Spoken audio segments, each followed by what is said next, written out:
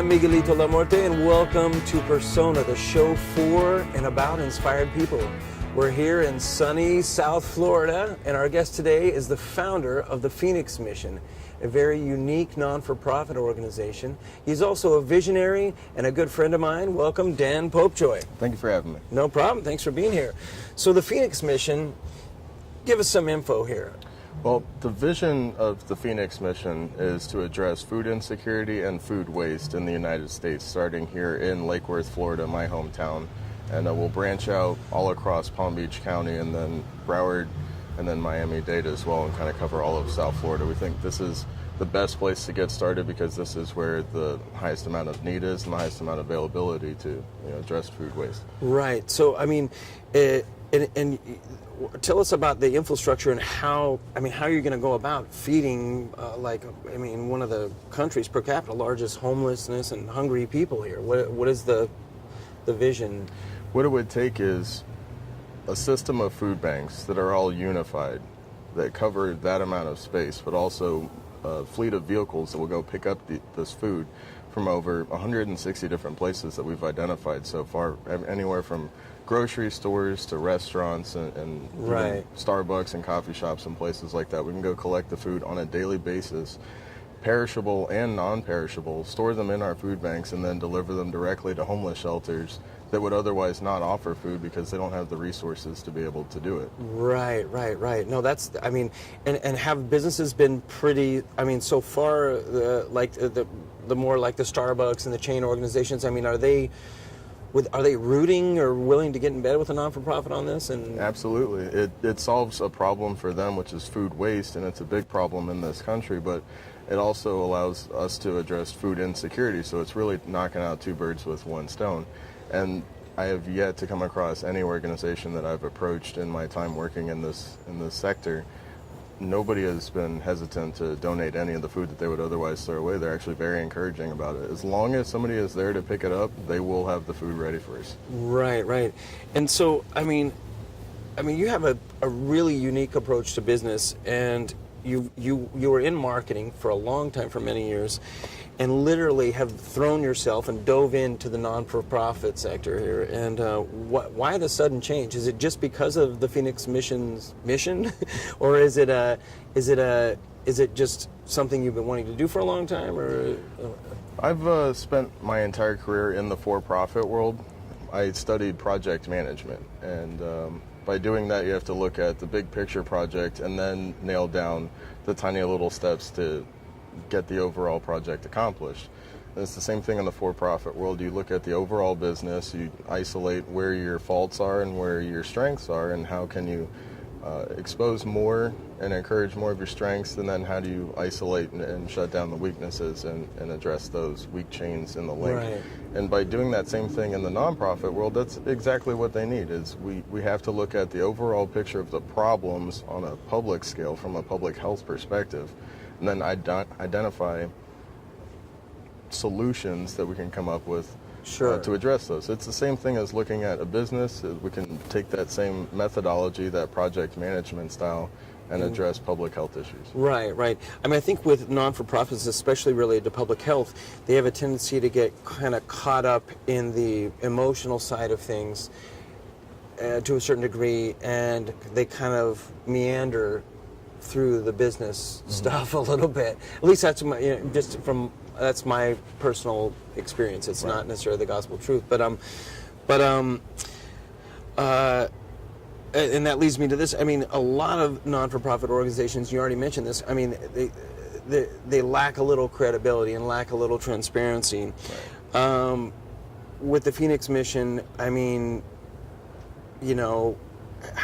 what are some simple solutions to keep you super transparent?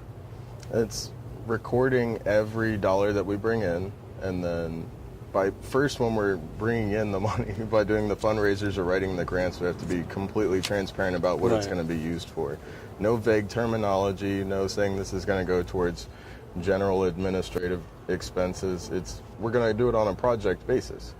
It's by identifying one problem or one solution to a problem, and we identify how much money it's going to take to do that, then we start on the fundraising to get that project underway. And then we will track how that project is going and chronicle it through a blog and through pictures and through social media, and put out online, here's the amount of money we raised from this fundraiser, and here's exactly what's happening with it. And just constantly on a daily basis show what it is we're doing and how that money is being used properly right here in our own backyard. So you've laid out on paper like business plans in the past for companies that, or multiple ventures that are under one umbrella. Any plans to apply this to non-for-profit and the Phoenix Mission? And if so, I mean, give some examples of that. Well, that goes back to your earlier question about big picture thinking. When I got involved in the nonprofit world just through circumstance and a volunteer opportunity popping up, while I was working in that world for the past year, I constantly asked myself, out of this natural curiosity that I've built up in school and throughout my career, how do we go about improving this entire process? How could a nonprofit be self-sustainable? How could it be vertically integrated? How could it not have to rely on donors and worry about whether or not it's even going to exist a month from now or a year from now? How can it be sustainable on its own? And in order to do that, I came up with this new kind of methodology that's somewhat being used by some of the biggest charities in the U.S. and around the world today. It's, they don't rely on donors. They have their own subsidiary businesses that fall under the charity. All charities are a nonprofit corporation in how they're filed, so they're able to have subsidiaries either as LLCs or even other corporations, and those generate revenue, and the revenue from those subsidiary companies, which go out and create jobs fixing another problem, go back and fund their charities, so they don't have to constantly rely on fundraisers or grants from the state or the government or donations from private foundations.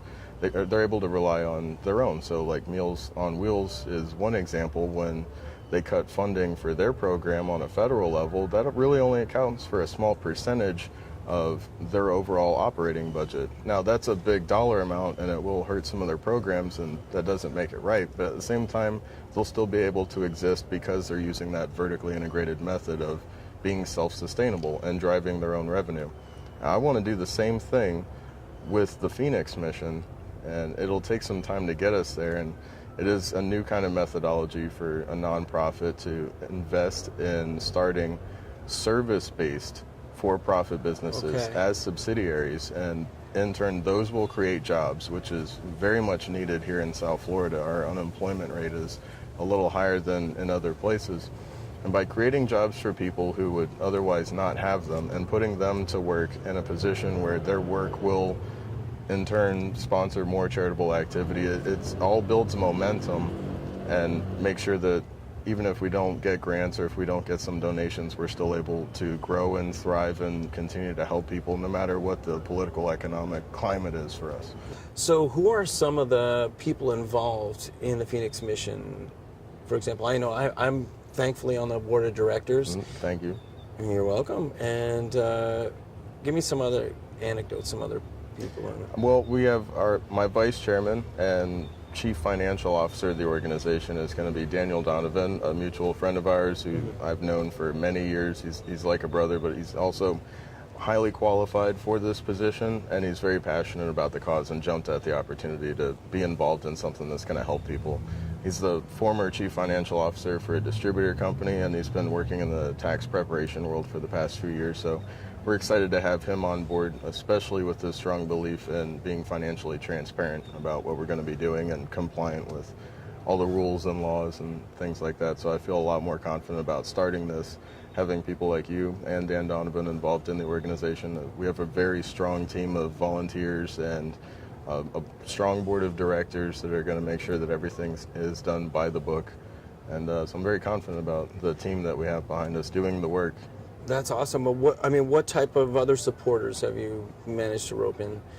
Well, we've got a lot of strong support. Luckily, here in Lake Worth, we have such a strong artist community. So setting up fundraisers and partnering with all of these local artists of all different kinds, these musicians, painters, all different types of art, whether it's donating items for raffle prizes at our fundraisers or performing at some of our concerts that we've been setting up. It's just the amount of support that we've gotten from the artist community is invaluable and overwhelming, really. That's awesome. So what kind of events can we expect from the Phoenix Mission? Well, you're going to see a lot of concerts. We're very big on that. Everybody loves to come out and have a good show. So Propaganda is actually a venue down here in Lake Worth, right off Lake Avenue and J Street. They've been very supportive from the start. Even when I just talked to the owners about wanting to start this organization, they said, if you want to come in here and set up some shows with us, count us in. So we've got an event coming up there May 5th of this year, and we're going to have about 5 bands there, big raffle prizes, and I'm going to do one of those once a month at that venue, and now we're exploring options with other venues all over Palm Beach County. That's awesome. One of the things that I think is cool about the Phoenix Mission is the cause that you're going for the jugular cure here, and you're because of it's you as the founder of the Phoenix Mission. You're waking up a lot of young people to the non-for-profit world and to issues that are really relevant in a community like this where we are now. Mm-hmm. Whereas when people think of non-for-profit or charity galas, they think of grandmas, going in ball gowns to something. But this is like a whole new spin on that. Am I right on that?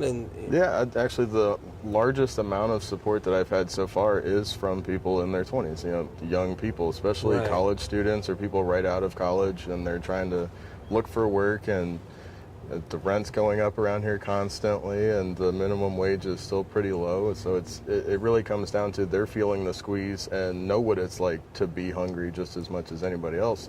And that's one thing that's a big misconception about food insecurity. It's not just homeless people, it's people at or below the poverty line. Right, people that right. don't know what they're going to have or if they're going to be able to have dinner when they get home. Right. Because they've spent all day paying their bills and putting gas in their tank and paying for school and paying for loans. They understand what it's like to be hungry. Right. And to be able to donate their time to help other people not be hungry anymore. It's the biggest amount of support that I have so far. Absolutely. There is a good possibility that funding for school lunch programs and whatnot, it could diminish. Is there any opportunity there for the Phoenix Mission? Absolutely. I think that's one of the biggest opportunities for our organization to step up to the plate and make a very big impact right here, especially in South Florida. I've read the 2018 budget blueprint for the United States that was put out by the government and its budget director, and seen where those cuts are going to be made. And what we'd really like to do is partner with the public school system here all over South Florida, in Palm Beach County, Broward, Miami, you name it, and help them meet the need to feed for those kids that would otherwise not have the food. And it's not an argument about whether or not providing free or subsidized meals for these kids. It's not an argument about their academic performance or an improvement in the academics of the kids. It's a matter of public health. Feeding hungry kids, it shouldn't need justifiable data to support improvement in their academics. It should just be about feeding hungry kids who would otherwise not eat. It's a huge issue, and it's something that we're going to stand by.